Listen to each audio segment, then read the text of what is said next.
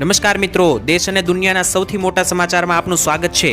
તો આજના તાજા સમાચાર મેળવવા માટે વિડીયોને અંત સુધી જોતા રહો અને આવા જ દરરોજના સમાચાર સૌથી પહેલા મેળવવા માટે આ ચેનલને સબસ્ક્રાઇબ કરવાનું ના ભૂલતા। તો મિત્રો આજના પ્રથમ સમાચાર વિશે વાત કરીએ તો રોગચાળાના પ્રમાણમાં અત્યારે લગાતાર વધારો થઈ રહ્યો છે। મિત્રો અમદાવાદમાં પ્રાણીજન્ય રોગચાળો ઝડપથી જ અત્યારે ફેલાઈ રહ્યો છે। 20 એપ્રિલ સુધીમાં મિત્રો ઝાડા અને ઉલટીના ટોટલ 1000 થી પણ વધારે અને ટાઇફોઇડના 230 થી વધારે કેસો, કમળાના 114 કેસ, કોલેરાના 13 જેટલા કેસો નોંધાઈ રહ્યા છે। મેલેરિયા અને ડેન્ગ્યુ જેવા મિત્રો મચ્છરજન્ય રોગના પણ 46 જેટલા મિત્રો કેસો સામે આવ્યા છે। સાથે જ મિત્રો તમને જણાવી દઈએ જોધપુર, સરસપુર, ગોમતીપુર જેવા વિસ્તારના લોકો મોટા પ્રમાણમાં પાણીજન્ય રોગના ભોગ બન્યા છે અને અત્યારે મિત્રો એએમસી તંત્ર સેમ્પલ લઈને તપાસ કરી રહ્યું છે। તો મિત્રો અત્યારે ભયંકર રોગચાળો ફેલાઈ રહ્યો છે તો તમારે સાવધાન રહેવું જોઈએ। ત્યારબાદના સમાચાર વિશે મિત્રો વાત કરીએ તો લગાતાર ચૂંટણીને લઈને મોટી ગેરંટીઓ સામે આવી રહી છે ત્યારે કોંગ્રેસે વધુ એક ગેરંટી મિત્રો મારી છે।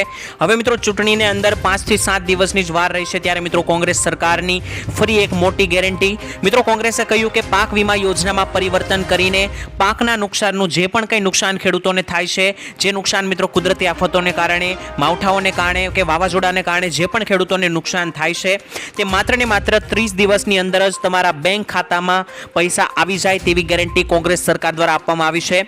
અત્યારે મિત્રો અત્યારની સરકાર જે છે સર્વે કરવામાં જ ટાઈમ બગાડી દે છે અને તેમ છતાં મિત્રો સાચો સર્વે કરવામાં આવતો નથી।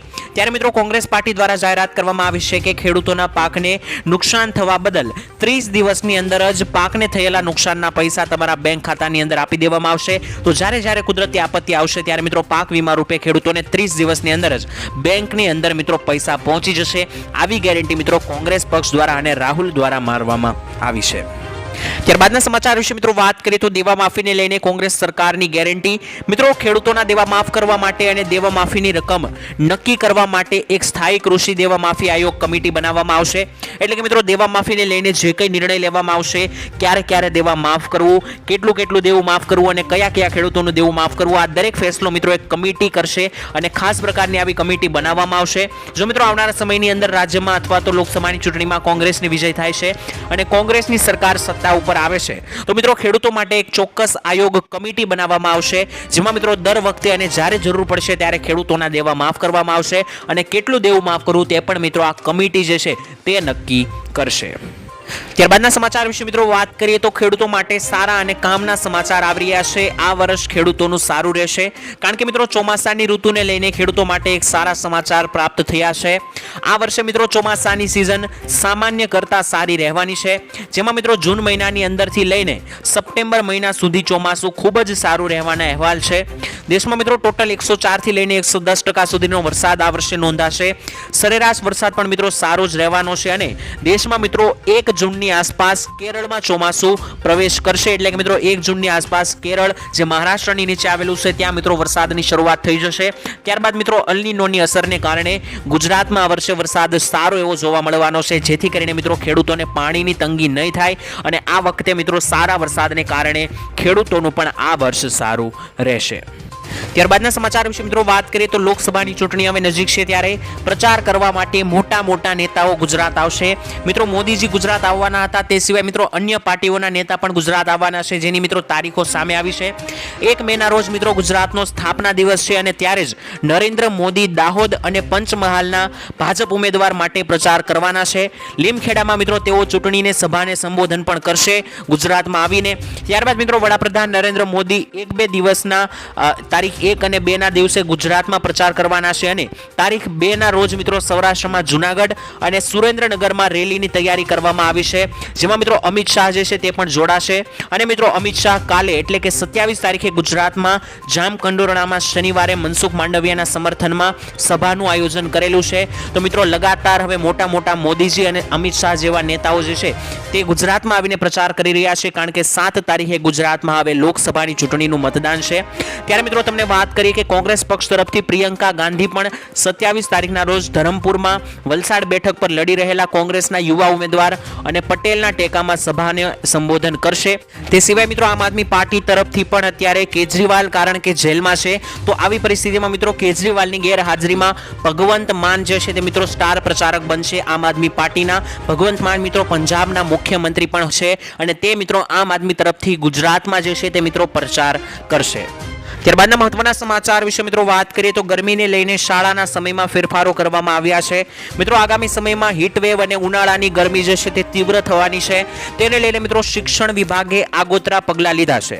હીટવેવને કારણે મિત્રો શાળાના વિદ્યાર્થીઓ અને સ્ટાફને કોઈ પણ પ્રકારની મુશ્કેલી ના પડે, ગરમીને કારણે કોઈ મિત્રો મુશ્કેલી ના સર્જાય, તે માટે મિત્રો શાળાના સમયમાં મોટો ફેરફાર કરવામાં આવ્યો છે. ગુજરાતમાં મિત્રો ગરમીને લીધે પ્રાથમિક શાળાઓનો સમય સવારે 7 થી 11 વાગ્યાનો કરવામાં આવ્યો છે. ગાંધીનગરથી મિત્રો પ્રાથમિક શિક્ષક નિયામકો દ્વારા તમામ જિલ્લા શિક્ષણ અધિકારીઓને આદેશ અને ઓપન મિત્રો એર ક્લાસ ન લેવા પણ અત્યારે સૂચના આપવામાં આવી છે, જેથી કરીને મિત્રો શિક્ષકો અને વિદ્યાર્થીઓ હીટ વેવનો શિકાર ના બને. કારણ કે મિત્રો કેટલાક વિદ્યાર્થીઓને ભયંકર ગરમીના કારણે અનેક પ્રકારના ઝાડા ઉલટી જેવા રોગો થતા હોય છે. તેનાથી મિત્રો વિદ્યાર્થીઓને બચાવવા માટે મિત્રો આ નિર્ણય લેવામાં આવ્યો છે. તેનાથી મિત્રો હવે જે છે તે શાળાનો સમય સવારનો રહેશે. ખાસ કરીને બપોરે વધારે ગરમી પડતી હોય છે ત્યારે મિત્રો શાળા બંધ રાખવામાં આવશે. ત્યારબાદના સમાચાર વિશે મિત્રો વાત કરીએ તો કુદરતી આફત પર સરકારનો શું છે જવાબ. મિત્રો અત્યારે 2 વર્ષમાં આવેલી કુદરતી આપત્તિમાં રાજ્યને સહાય ચૂકવણીને લઈને ચોંકાવનારો ખુલાસો થયો છે.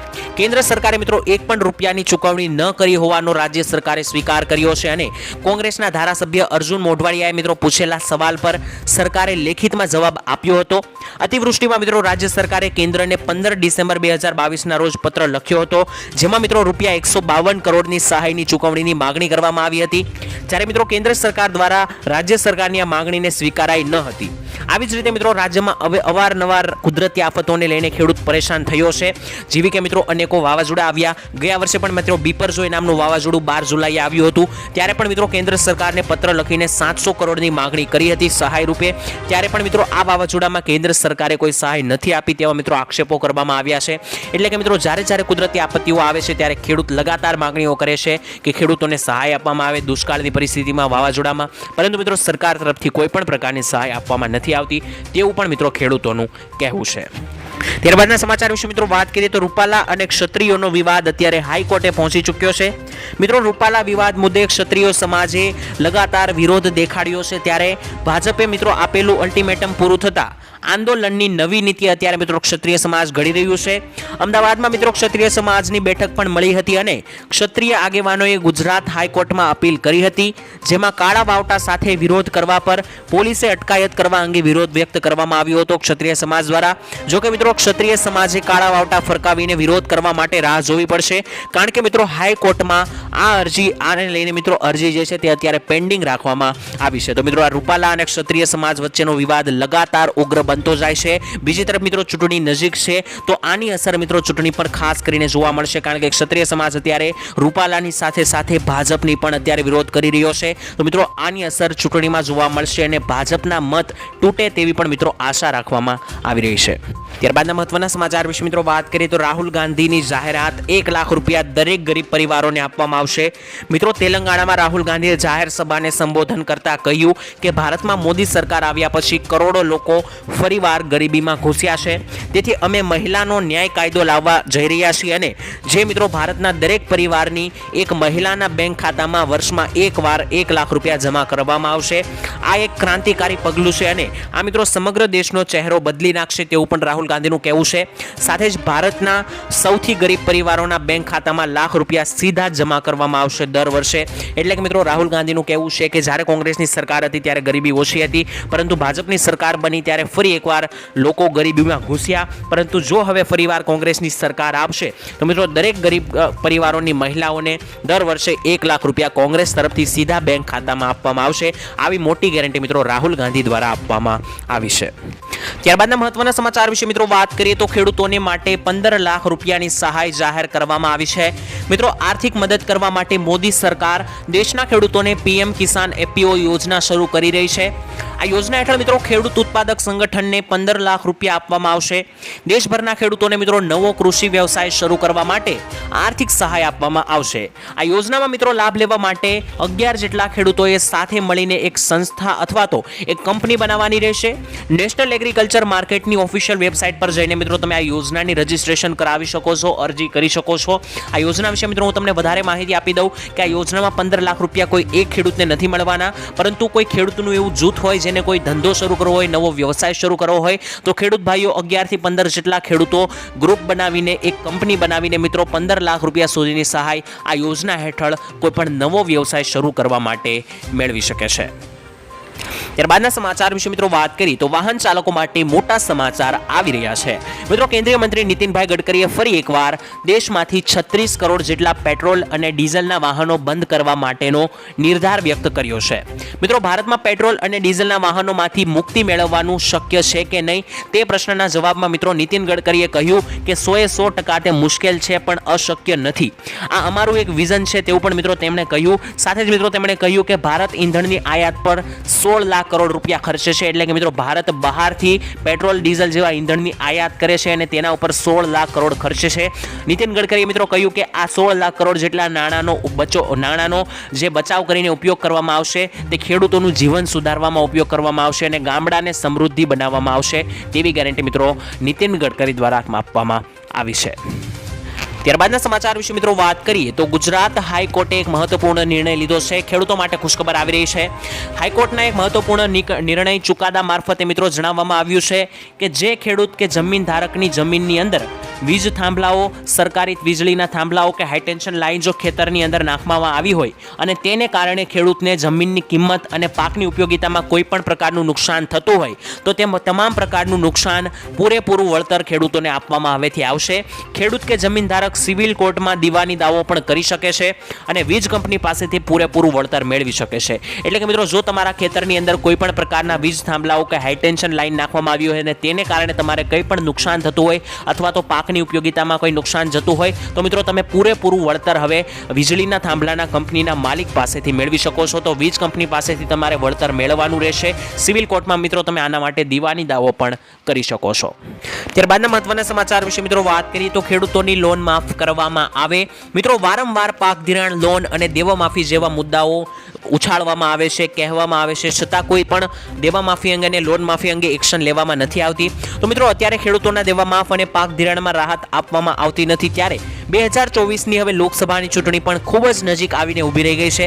ત્યારે મિત્રો ખેડૂત મિત્રોની એવી માંગ છે કે અત્યારે જે છે તે ખેડૂતો દ્વારા એવી માંગ કરવામાં આવી છે કે મોંઘા બિયારણો હોવા છતાં, કમોસમી વરસાદ પડવા છતાં, માવઠાઓ પડવા છતાં સરકાર કોઈ પણ પ્રકારની સહાય ખેડૂતોને આપતી નથી. વારંવાર મિત્રો વરસાદ અને માવઠાનો માર સહન કરવાનો વારો ખેડૂતોને જ આવે છે તો પણ સરકાર ખેડૂતોનું સાંભળતી નથી. આના વિશે મિત્રો તમારું શું કહેવું છે? મિત્રો ખેડૂતોની લોન અને પાક ધિરાણ લોન માફ થવી જોઈએ કે નહીં, દેવા માફી અંગે મિત્રો કોઈ નિર્ણય આવવો જોઈએ કે નહીં, નીચે કોમેન્ટમાં લખીને જણાવી આપજો.